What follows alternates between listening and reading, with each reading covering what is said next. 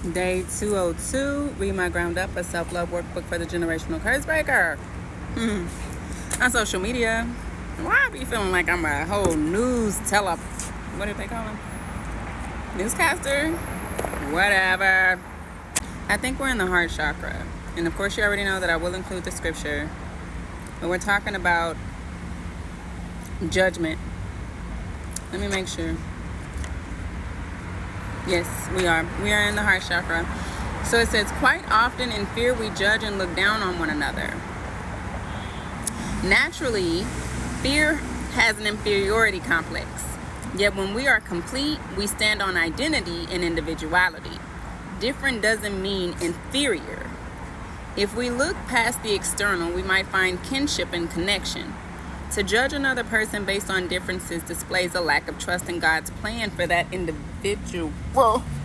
The fuck? Pause. Okay. To judge another person based on differences displays a lack of trust in God's plan for that individual. He sits high and looks low, not the other way around.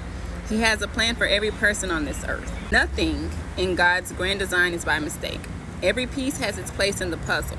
Plus, God says we should fear no one but Him. It's not about being superior to one another, but respecting the other's originality and sovereignty.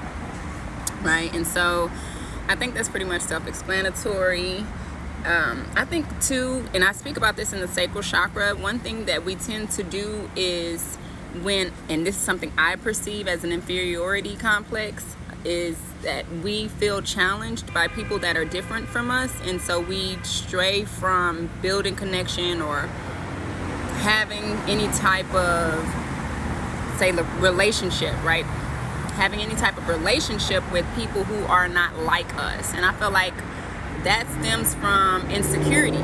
So I feel like that stems from insecurity. I feel like the reason why people need to be surrounded by people that are just like them is because in some way or another it affirms them. You know, it's like they enjoy seeing themselves like cloned, you know what I'm saying? And I just don't feel like there's room for challenge in those type of groups and in those type of dynamics, because if everyone's like you, then how are you ever challenged? You know what I'm saying? Like, is there anyone who would even come against you? And I don't mean that in a bad way, but I'm saying like have a opposing thought, you know? And so that's the way I see people who prefer to only surround themselves with people just like them. It's like I question their confidence. I feel like in order for you to be around different cultures or different people in general, and individuals, people that stand in their own convictions, their own beliefs, you have to feel and be confident in yourself, right? Because, say, taking it back to the whole insecurity aspect of it, one thing I feel that people who feel they have to be around people that are like them, they may deal with is not wanting to be swayed. Like, they're impressionable, so they fear that someone that's different could make them change, or, you know, maybe even see them as superior in some way or another because they do things differently. You know, there's more of a competitive spirit there than a connecting spirit, you know? But needless to say, that's pretty much coming from a space of judgment instead of just allowing people to be, bro. And yeah, I knew, I'm gonna say this and then I'm gonna let it go.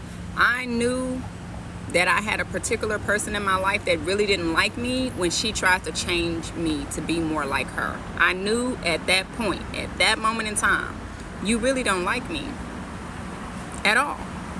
So I'm gonna leave that there. Anyways, click the link in my bio, grab yours so we can do it together. One-on-one coaching available as well. Link in my bio for that as well. If you want to donate to the ministry, link in my bio. One link in the bio. Everything pops up. So talk to you soon.